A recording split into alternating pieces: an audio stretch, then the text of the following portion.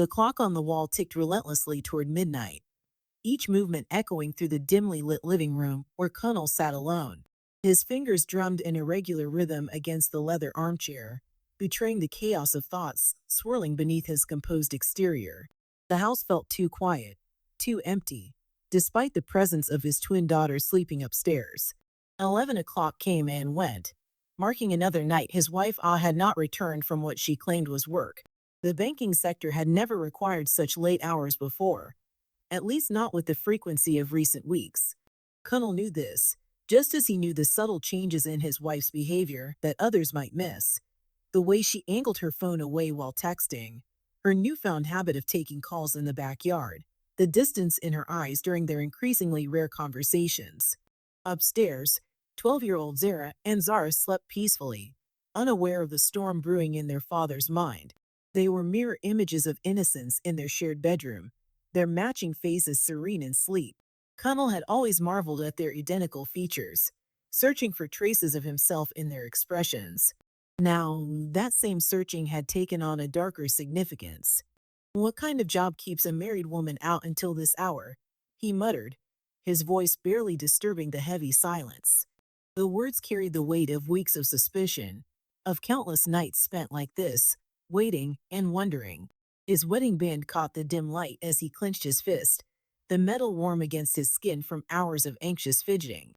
The neighborhood outside had settled into its nighttime quiet, broken only by the occasional passing car, whose headlights swept across the living room walls like searching fingers. Each time, Connell's eyes would dart to the window, hoping to see Oz' familiar silhouette approaching the front door.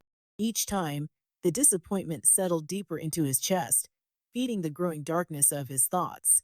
Little did the sleeping household know that Connell had already set in motion events that would shatter their family's foundation.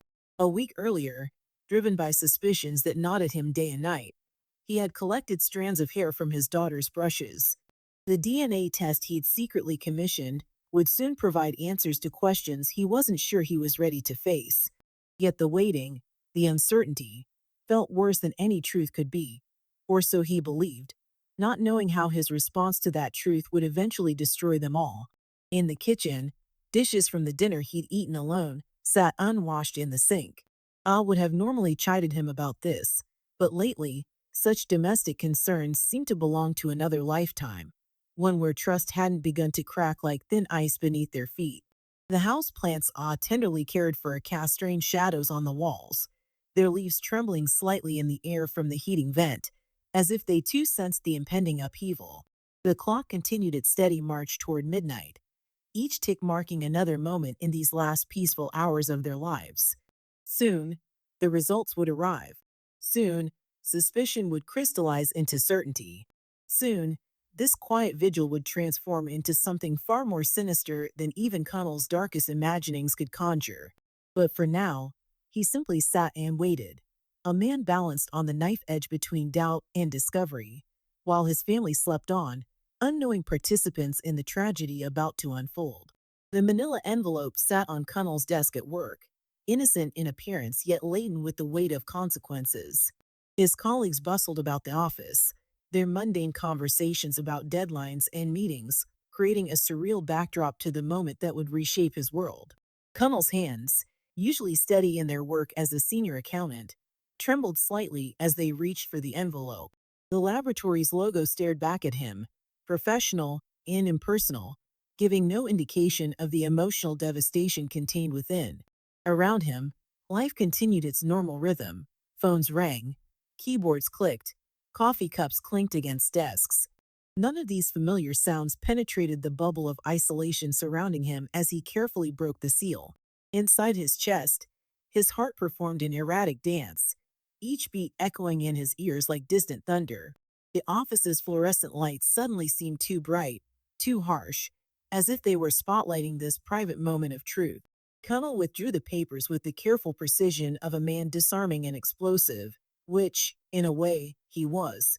The results were clinical in their clarity. Probability of paternity, 0%. DNA analysis. No biological match found. Conclusion. The tested party is not the biological father of the submitted samples. The words swam before his eyes, each letter burning itself into his consciousness. The truth he had feared, yet somehow still hoped against, now lay bare on the sterile white paper.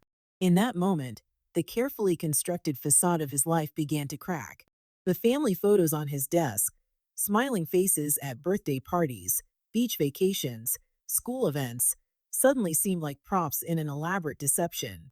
Memories flooded his mind unbidden. The day the twins were born, how he had marveled at their tiny fingers and toes, counting each one with pride. The countless nights he had spent walking the floor with them as infants, the first steps he had witnessed, the father-daughter dances he had attended, each precious memory now twisted into something bitter, tainted by the knowledge that these moments belonged rightfully to another man. His colleagues remained oblivious to the seismic shift occurring mere feet from their desks. Sandra from accounting passed by with a cheerful "good morning" that died on her lips when she caught sight of his face. Gunnell managed a rigid nod, his jaw clenched so tight it threatened to shatter his teeth. The papers in his hands might as well have been made of lead for how heavily they weighed on him. Deep within his psyche, something fundamental began to change. The love he had felt for Zara and Zara, pure and unconditional for 12 years, didn't simply vanish. It mutated, corrupted by the acid of betrayal. His thoughts turned to awe, imagining her with another man, sharing intimacies that had led to the creation of the girls he had raised as his own. The mental image burned like poison in his veins. The office air conditioning hummed overhead, its cool breeze doing nothing to soothe the fever of rage building within him. His computer screen showed unfinished spreadsheets, deadline reminders, and urgent emails, all now rendered meaningless by the paper in his hands. The mundane concerns of his professional life seemed to belong to another person, someone who had died the moment he read those results. As he sat there, outwardly still, but inwardly churning with violent emotions, the first dark thoughts began to surface. They came softly at first, like whispers in the back of his mind, but grew louder with each passing moment. Thoughts of revenge, of punishment, of making them all pay for the years of deception. The rational part of his brain tried to stem this tide of darkness, but it was overwhelmed by the flood of betrayal and rage. The twins' faces floated in his mind, their innocent smiles, their trust in him as their father. But now he saw them differently, as living embodiments of his wife's infidelity, walking reminders of how thoroughly he had been deceived. The love that had once filled his heart when he looked at them began to curdle, transforming into something dangerous. Gunnell carefully folded the papers and placed them in his briefcase, his movements measured and deliberate. To anyone watching, he appeared to be handling routine documents, but inside him, plans were already forming, dark, terrible plans that would set in motion events from which there would be no return. The man who had walked into the office that morning ceased to exist, replaced by someone capable of atrocities he had never before imagined. The twins' bedroom, once a sanctuary of childhood innocence, with its pale blue walls and glow in the dark stars, had become a chamber of nightmares. Zara lay awake in her bed, counting the familiar constellations she and her father had stuck to the ceiling years ago, while beside her, Zara pretended to sleep. Both girls had learned that feigning slumber was safer than being awake when their father's footsteps echoed in the hallway. Outside their window, the neighborhood settled into its nighttime routine. Porch lights winked out one by one, cars pulled into driveways for the last time, and the distant sound of televisions faded into silence. Each normal sound marked another minute closer to their mother's departure for her night shift at the bank, another minute closer to what they had come to dread. Zara's mind raced with possibilities of escape, each one dismissed as quickly as it formed. Their father had transformed from the man who once checked under their beds for monsters into something far more terrifying than any imaginary creature. The irony wasn't lost on her young mind. Now she wished desperately for someone to check under her bed for him. Downstairs, Gunnell sat in his usual chair, watching the clock with predatory patience. His mind, once filled with loving thoughts of his family, now housed a darkness that grew with each passing day. The DNA test results had become his justification, twisting his sense of morality until revenge seemed not just acceptable, but necessary. He could hear Ah preparing to leave for work, her routine movements in their bedroom a countdown to what he had planned. Ah, unaware of the horror unfolding in her home, gathered her things for another night shift. She paused at her dresser, applying a touch of lipstick more out of habit than necessity. The guilt of her past indiscretion weighed heavily on her conscience, but she had buried it deep, believing the secret would protect her family. How could she know that the truth had already escaped, mutating into something monstrous in her husband's mind? The old phone lay hidden beneath Zara's pillow, its presence both a comfort and a source of anxiety. She had found it while searching through her mother's drawer for anything that might help them. The device was outdated but functional, a potential lifeline in their private hell. Her small fingers curled around it, drawing strength from its solid presence. Zara's breathing hitched almost imperceptibly as their mother's footsteps passed their door. "Be safe, my darlings," all called out, assuming they were asleep. Neither girl responded, their silence a habit born of their father's threats. They listened as her high heels clicked down the stairs, each step drawing her further from them, leaving them alone with the monster their father had become. In the living room, Cunnel and Ah exchanged mechanical goodnights, their kiss a hollow echo of former affection. She didn't notice how his eyes followed her with calculated hatred, or how his fingers twitched with suppressed violence. The sound of her car starting, then fading into the distance, marked the beginning of what had become a nightly ritual of terror. Time seemed to slow as Cunnel's footsteps began their inevitable journey up the stairs. Each creak of the wooden steps sent tremors of fear through the twins' bodies. Zara's hand found Zura's in the darkness, squeezing it in silent solidarity. They could smell the whiskey on his breath before he even opened their door. Another change in the father they once knew. The hallway light spilled into their room as the door opened, casting Cunnel's shadow across their beds like a dark premonition. "I know you're awake," he said, his voice carrying none of the warmth it once held. The phone beneath Zara's pillow felt like it was burning with purpose, waiting for the moment she would press record and capture the evidence of their nightmare. In that moment, as their father stepped into the room and quietly closed the door behind him, both girls retreated into their minds, seeking refuge in memories of happier times. But even these sanctuaries were being poisoned, day by day, night by night, as their innocent world crumbled around them. Their only hope lay in the silent witness beneath Zara's pillow, recording the sounds of their childhood's end. Morning light filtered through the curtains of the twins' bedroom, casting gentle shadows across Zara's tear-stained face. She sat cross-legged on her bed, clutching the old phone like a talisman while her sister Zara paced the room, their shared trauma evident in the dark circles beneath their eyes. The house creaked and settled around them, their father's snores drifting up from the master bedroom, a temporary reprieve from their ongoing nightmare. "We have proof now," Zara whispered, her voice steady despite her trembling hands. The phone's screen glowed dimly as she checked the recordings from the previous night. Her small fingers, once used for playing piano in school recitals, now navigated through digital evidence of their abuse. Each file was carefully labeled with dates, a child's methodical documentation of horror. Zara paused by the window, her reflection ghostly in the morning light. "What if he finds out?" she asked, voicing the fear that had kept them silent for so long. "What if Mom doesn't believe us?" The questions hung in the air between them, heavy with the weight of potential consequences. Outside, a neighbor's child laughed, the sound of normal life continuing beyond their walls, a stark contrast to their private hell. In the kitchen below, dishes clinked as their father prepared for work, acting as if nothing was amiss. The smell of coffee wafted up to their room, a mundane detail in their extraordinary circumstance. Both girls flinched at the sound of his footsteps on the stairs, but this time they were heading down, not up. The front door opened and closed, followed by the sound of his car starting and driving away. "We can't keep living like this," Zara said, her 12-year-old face set with determination far beyond her years. She played a snippet of the recording, their muffled cries barely audible but unmistakable. "Mom needs to know. She needs to know what he's doing when she's at work." The words caught in her throat, but her resolve remained unshaken.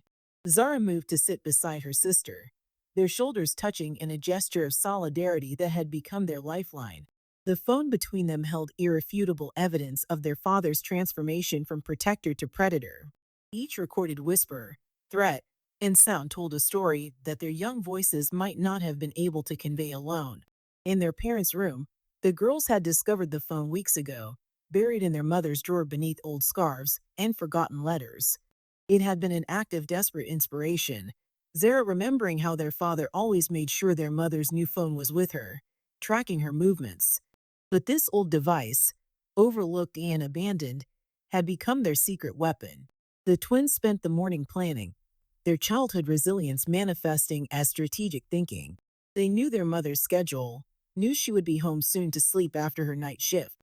They watched the clock, each minute bringing them closer to the moment of truth. Zara had already decided. Today would be different. Today, the silence would end. They could hear their mother's car pulling into the driveway, the familiar sound of her key in the lock. Zara's breath hitched, fear threatening to overwhelm her courage. But Zara grabbed her hand. Together, she whispered, the word carrying the weight of both promise and prayer. They had endured together. They would speak together. And perhaps they would heal together. Oz footsteps approached, tired from her night at the bank, but still carrying the gentle rhythm they had known all their lives. The twins exchanged a look, years of identical existence allowing them to communicate without words. In that silent exchange passed all their fear, hope, and determination. Mama, Zara called out, her voice stronger than she felt. We need to talk to you. The footsteps paused, then turned toward their room. As the door handle turned, both girls drew closer together, the phone clasped between them like a shield. The time had come to break their father's reign of terror, to trust that their mother's love would be stronger than the horror they were about to unveil. The morning sun streamed through their window, illuminating dust motes that danced in the air, silent witnesses to this moment of truth. Whatever came next would change their lives forever. But for the first time in weeks, change held the promise of salvation rather than fear. Their father's threats still echoed in their minds, but the evidence they held gave them the strength to finally speak. The living room transformed into an arena of raw emotion as Oz stood trembling, the phone clutched in her hand, its damning evidence still playing. Her daughter's recorded cries echoed through the space, each sound a dagger to her heart.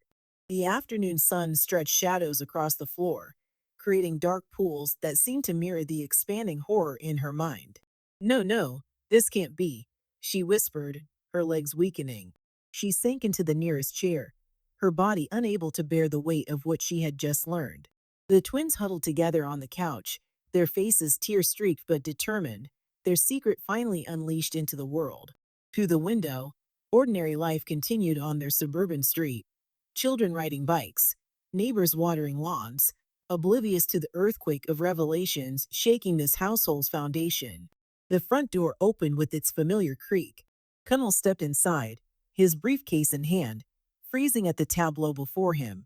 His eyes darted from Oz's devastated face to the phone in her hand, then to his daughter's, understanding dawning with terrible clarity. The briefcase slipped from his fingers, landing with a thud that made the twins flinch in unison. You monster! Ah, breath rising from her chair with fury replacing shock. Our daughters, how could you? She thrust the phone toward him, her hand shaking with rage. Listen to what you've done. The recorded sounds of suffering filled the room once more, each second of audio evidence another nail in the coffin of their marriage. Cuddle's face hardened, a terrible smile twisting his lips. Without warning, he pulled the crumpled DNA test results from his pocket, flinging them at Ah. How could I? He snarled, his voice trembling with barely controlled rage. How could you? They're not even mine. The papers scattered across the floor like dead leaves, each one bearing the scientific proof of his non-paternity. Ah's eyes widened as she stared at the test results, her mind racing back 12 years to a time of desperate choices. The twins watched the scene unfold, witnessing their parents' carefully constructed world crumble around them. Outside, a lawnmower droned, its mundane sound a surreal backdrop to their family's implosion. You want to know why? Connell's voice dropped to a dangerous whisper. You want to know why I did it? Because they're not mine. Ah, they aren't mine. And you know it. How could you lie to me all these years? His fingers clenched and unclenched, years of deception crystallizing into pure rage.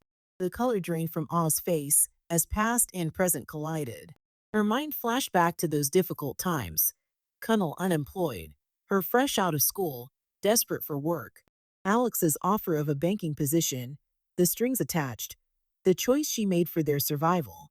The guilt she'd carried all these years suddenly seemed insignificant compared to the horror her silence had allowed to unfold.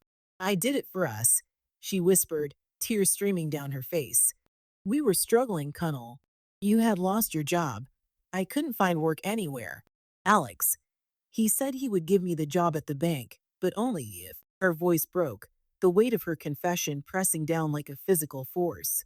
The twins sat frozen, watching their family's history unravel before them. The truth of their parentage, a secret they had never suspected, now seemed almost trivial compared to the nightmare they had endured. Zara's hand found Zara's, squeezing tight. Their bond strengthened rather than broken by these revelations. For us?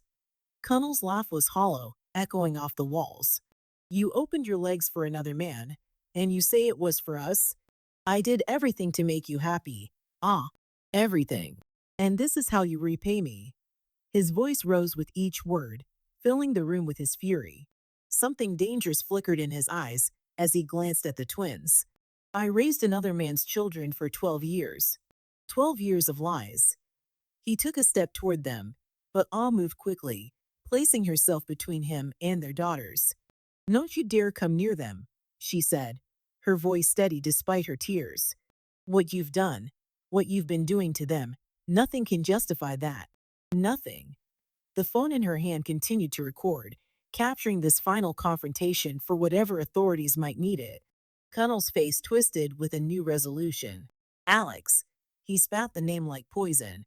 Your friend Alex. The one who gave you the job. He backed toward the door, his movements deliberate. I think it's time I paid him a visit. The threat in his voice was unmistakable. Before I could respond, he was gone, the door slamming behind him with such force that the family photos on the wall trembled. In the sudden silence, mother and daughters clung to each other, united in their fear of what might come next. The afternoon sun continued its arc across the sky, indifferent to the tragedy it illuminated, while in the distance, storm clouds gathered, nature itself seeming to sense the darkness yet to come. The living room transformed into an arena of truth as Elle stood frozen, the phone in her trembling hands replaying the sounds that shattered her world. Each muffled cry from the recording struck her like physical blows, while her daughters huddled together on the couch, their faces streaked with tears, but their eyes steady with relief of finally being heard. The afternoon sun cast long shadows across the room, the same room where family photos smiled down from the walls, images of happiness that now seemed like cruel mockeries. The air conditioning hummed softly, an insufficient white noise against the horror unfolding in the room. Time seemed to stretch and warp as Oz mind struggled to process what she was hearing.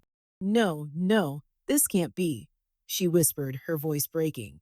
The phone nearly slipped from her grip, but she clutched it tighter, forcing herself to listen.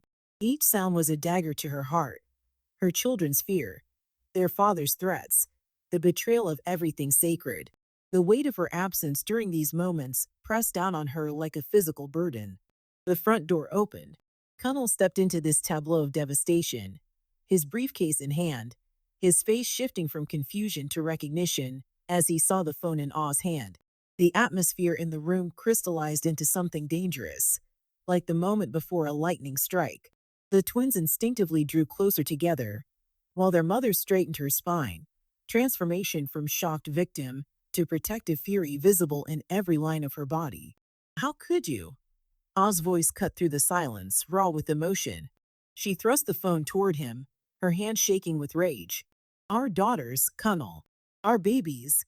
Connell's laugh was hollow, devoid of humor. He set his briefcase down with deliberate calm, his movements controlled, but his eyes blazing. Our daughters. He spat the words like poison. They're not mine, They were never mine. His hand plunged into his briefcase, withdrawing the crumpled DNA results. The paper arced through the air, landing at Oz's feet. She stared at it, uncomprehending at first, then with dawning horror as understanding bloomed across her face. The room seemed to spin around her as past and present collided with devastating force. 12 years, Connell continued, his voice dropping to a dangerous whisper. 12 years I raised another man's children. Left them. provided for them, while you kept your secret. Each word dripped with bitterness, years of misdirected love curdling into hatred before their eyes. Oz knees buckled, and she sank into a chair, the DNA results now clutched in her hand alongside the phone. The twins watched their parents with wide eyes, witnessing the unraveling of their family's foundations, understanding flowing through them like ice water. They were at the center of not one, but two terrible secrets. It was Alex. Ah finally spoke, her voice barely audible. We were struggling. You had lost your jobs. The words tumbled out, years of buried guilt finding release. He said he would give me the position at the bank, but only if. She couldn't finish, but she didn't need to. The implication hung in the air like smoke. Connell's face contorted with rage. Alex, my best friend. His hands clenched into fists, knuckles white with suppressed violence. You let him manipulate you into his bed, and then you lied to me for 12 years? I did it for us. Elle cried out, rising from her chair. We were about to lose everything. You were depressed drinking. I had no choice.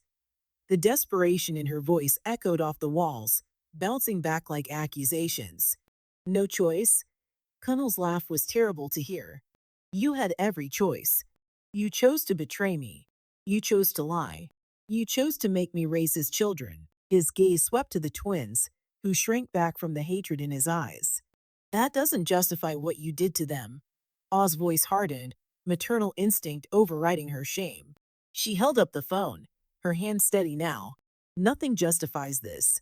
They're innocent children, regardless of who their biological father is. The word biological seemed to snap something in Connell. He moved toward her with frightening purpose, but stopped short as Oz's finger hovered over the phone screen. The police are one call away, she warned, her voice steel. One call, and everyone will know what you've done. The tension in the room could have shattered glass. Outside, the neighborhood continued its peaceful afternoon routine, oblivious to the implosion of the family within. Birds sang, children played, cars passed by, all while inside, years of lies and betrayal collapsed into an abyss of consequences. Connell's face settled into a mask of cold determination. Alex, he said softly, almost to himself. I need to pay our dear friend Alex a visit. He turned, retrieving his briefcase with mechanical precision.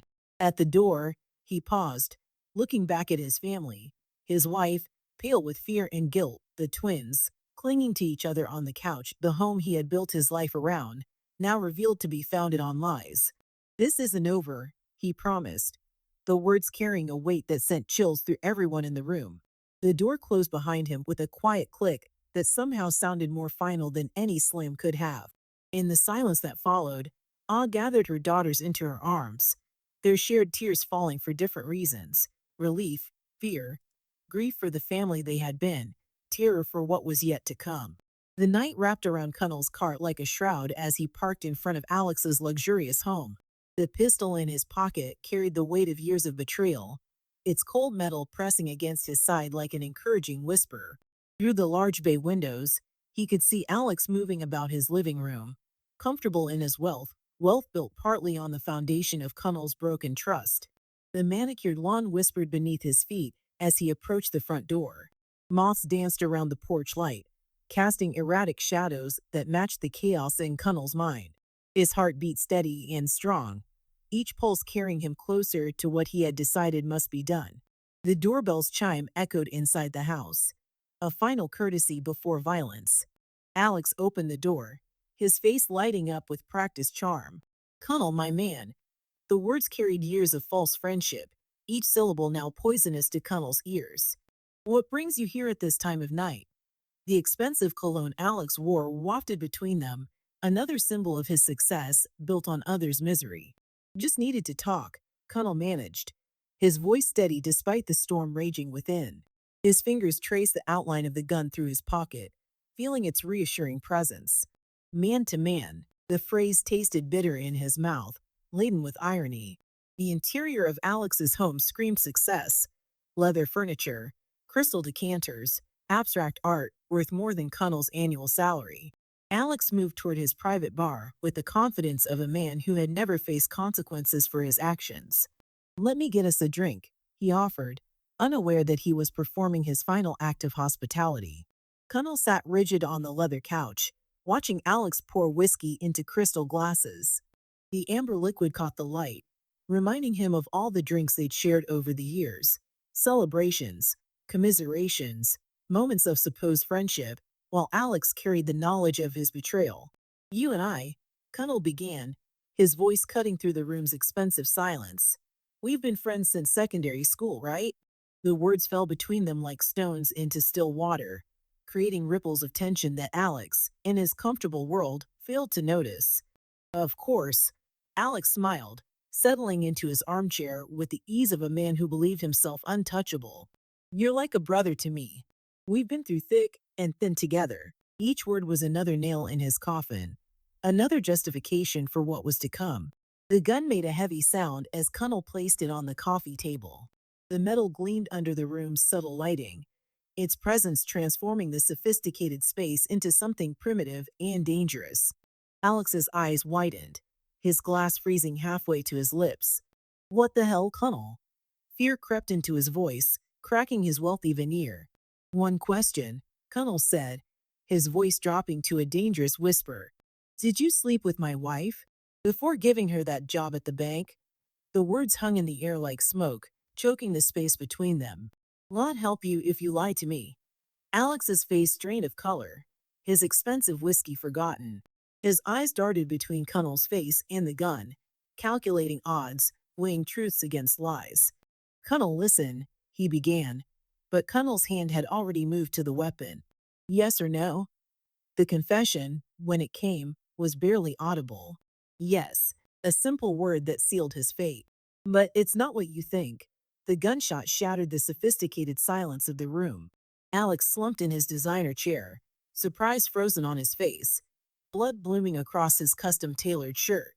The expensive whiskey spilled across the Persian rug, mixing with darker fluids in a macabre cocktail. Connell sat motionless, watching his former friend's life drain away. The room's careful ambience continued unchanged. Soft lighting, gentle air conditioning, subtle background music, all now serving as an absurd backdrop to death. The gun felt heavier in his hand, weighted with finality. Time stretched like taffy as Connell stared at what he had done. Outside, a car passed by, its headlights sweeping across the scene like a spotlight, illuminating the truth of his actions for a brief moment. The night air carried the scent of jasmine through an open window, nature's indifferent response to human tragedy. Eventually, Connell stood, his movements mechanical. He looked around the room one last time, at the life Alex had built partially on the foundation of his betrayal. The ghost of their friendship, stretching back to childhood, seemed to linger in the corners of the room, watching with sad eyes as Connell walked away from the scene of his revenge. The drive home was surreal, street lights passing over him like judgmental eyes. The gun lay wrapped in his handkerchief on the passenger seat, still warm from its deadly work. In his mind, Alex's final expression played on repeat, a moment of realization too late to matter. Tomorrow would bring consequences. But for now, Connell drove through the quiet streets, feeling neither triumph nor regret, only a hollow emptiness where rage had lived just hours before. The courtroom sat hushed in anticipation, morning light filtering through tall windows to illuminate the scene of justice about to unfold. Connell stood in the dock, his once proud posture now bent under the weight of his crimes. The polished wooden panels and somber atmosphere reflected the gravity of the proceedings, while the public gallery filled with spectators drawn to the tragedy of a family destroyed by secrets and revenge. Ah sat in the front row, her daughters absent, protected from this final chapter of their nightmare. Her face bore the strain of months of legal proceedings, but her eyes held steady as she watched the man she had once loved face the consequences of his actions.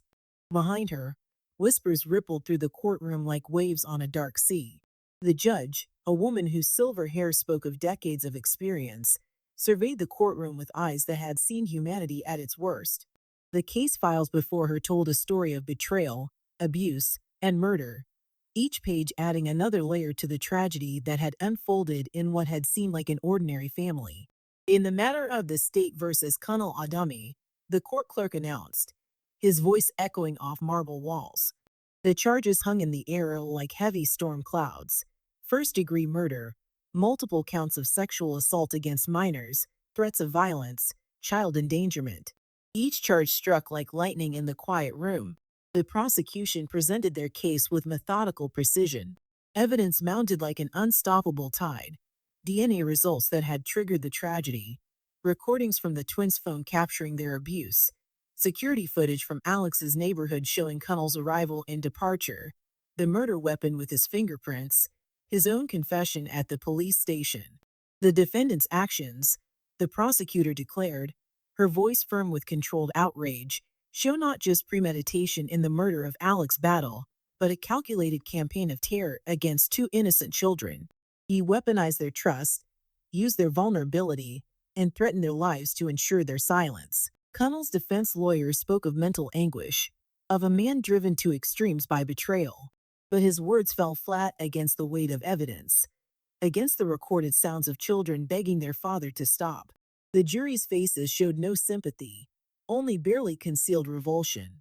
When the time came for victim impact statements, Ah approached the podium. Her voice, though soft, carried strength as she addressed the court. The man I married died long before he pulled that trigger, she said. He died the moment he chose to punish innocent children for the sins of adults. My daughters will carry these scars forever, but today, they begin to heal. Throughout the proceedings, Connell sat motionless, his face a mask of indifference. But those closest to him could see the slight tremor in his hands, the tension in his jaw, signs that somewhere, buried beneath layers of hatred and justification, he recognized the magnitude of his fall. The jury's deliberation was surprisingly brief. They returned with verdict after verdict of guilty, each one another nail in the coffin of Connell's freedom. The judge's voice rang with finality as she pronounced the sentences. Life imprisonment without possibility of parole for the murder of Alex Battle, with an additional 300 years for the crimes against his daughters, to be served consecutively. Mr. Adamma, the judge addressed him directly, her tone carrying the weight of societal judgment. You betrayed the most sacred trust, that between a father and his children. While your wife's actions may have hurt you, nothing justifies what you did to those innocent girls. You will spend the rest of your life contemplating the consequences of your choices. As court officers led Connell away, all remained seated, tears flowing freely now that justice had been served. The courtroom slowly emptied, but the impact of the day's events lingered in the air like heavy perfume. Outside, reporters gathered to spread the news of justice served, of evil punished, of a family forever changed, but finally free to begin healing. In a small room adjacent to the courtroom, Zara and Zara waited with their victim advocate, having been spared the trauma of the proceedings. When Ah entered, they rushed into her arms, their embrace speaking of survival, of courage rewarded, of a future free from fear. The advocate watched with quiet satisfaction, another small victory in the endless fight for justice. The afternoon sun cast long shadows through the courthouse windows as Ah led her daughters to their car. Behind them, the imposing building stood as a monument to consequences, to justice served, to the end of one chapter and the beginning of another. The twins held hands in the back seat, their matching faces reflecting not just shared genetics, but shared survival. As they drove away, leaving the courthouse and Connell behind, the city spread before them like a promise of new beginnings. The weight of secrets, lies, and violence began to lift, replaced by the possibility of healing. The road ahead would not be easy, but they would travel it together, stronger for having faced the darkness and emerged into the light. 2 months after the trial, Oz sat in her therapist's office, watching dust motes dance in the afternoon sunlight. The comfortable room, with its soft earth tones and gentle lighting, had become a sanctuary where she could finally unravel the complex tapestry of emotions that had bound her family's tragedy. I dream about it sometimes, she confessed, her fingers tracing patterns on the armrest. Not just the recent horror, but that moment years ago when I made the choice that started it all. In my dreams, I take different paths, make different choices. But then I wake up, and the reality remains. Across town, in a maximum security prison, Connell stared at the concrete walls of his cell. The tiny space had become his universe, a fitting punishment for the man who had turned his own home into a prison for his daughters. The DNA test results that had sparked his descent into madness lay crumpled in his drawer, its edges worn from countless readings, as if the words might somehow change through sheer force of will. His cellmate's snores provided a rhythmic backdrop to his thoughts as he remembered the look in the twins' eyes during the trial, not hatred, as he might have expected, but something worse: absolute absence of recognition. The girls who had once run to him with skinned knees and nightmares now looked through him as if he were a stranger. In many ways, he was. Meanwhile, in their new home across the city, Zara and Zara sat in their shared bedroom, different from their old one in every way possible. Their mother had let them choose everything: the pale green walls, the geometric patterns on their bedspreads, the positioning of their desks. No glow in the dark stars marred this ceiling. This room was their fresh start, untainted by memories of betrayal. Zara watched her sister doing homework, marveling at how they could be identical in appearance, yet process their trauma so differently. Zara threw herself into academics, finding safety in the predictable patterns of mathematics and science. Zara, on the other hand, had discovered healing in art therapy, her sketchbook filled with increasingly lighter themes as the weeks passed.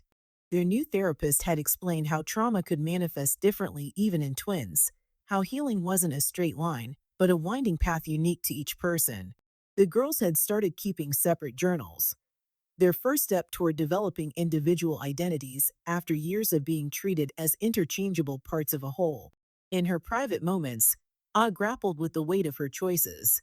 The guilt of her past indiscretion mingled with the crushing responsibility of not having seen the signs of abuse sooner. Her own therapist helped her understand that while her past actions had consequences, they didn't justify what Connell had done. The blame for his crimes lay squarely on his shoulders. The bank had transferred her to a different branch, away from the whispers and sidelong glances. Her new colleagues knew nothing of her story, and she preferred it that way. During lunch breaks, she would sometimes sit in her car and look at old family photos on her phone, trying to reconcile the smiling man in those images with the monster he had become. At the prison, Connell's days fell into a monotonous rhythm. During group therapy sessions, which were mandatory for inmates convicted of violent crimes, he sat silent while others shared their stories of rage and redemption. The counselor noticed how he flinched when other inmates spoke of their children, how his hands would clench into fists at any mention of betrayal. Back in their new home, the twins were slowly learning to sleep without fear. Their mother had installed a state-of-the-art security system, not because they needed it, but because the visible cameras and monitors helped ease their anxiety. Each night, Al would check on them before bed, her heart simultaneously breaking and healing at the sight of their peaceful faces. The girls' school counselor had noted their progress with cautious optimism. Zara had started raising her hand in class again, while Zara had joined the art club. Small steps, but significant ones. Their classmates, unaware of the specific details of their trauma, responded to their gradual emergence from their protective shells with the simple acceptance that children often show. In his cell, Connell received letters from his mother, each one pleading for explanations he couldn't provide. How could he explain that in seeking revenge for betrayal, he had become something far worse than the man who had betrayed him? The words wouldn't come, and the letters remained unanswered, collecting dust alongside the DNA test that had cost him everything. The seasons changed, marking time's passage with subtle shifts in light and temperature. In their separate spaces, Ah in her new home with the twins, Connell in his cell, they all carried pieces of their shared past, like shards of a broken mirror reflecting different aspects of the same tragedy. Each of them learned, in their own way, that while time couldn't heal all wounds, it could teach them how to carry their scars with dignity.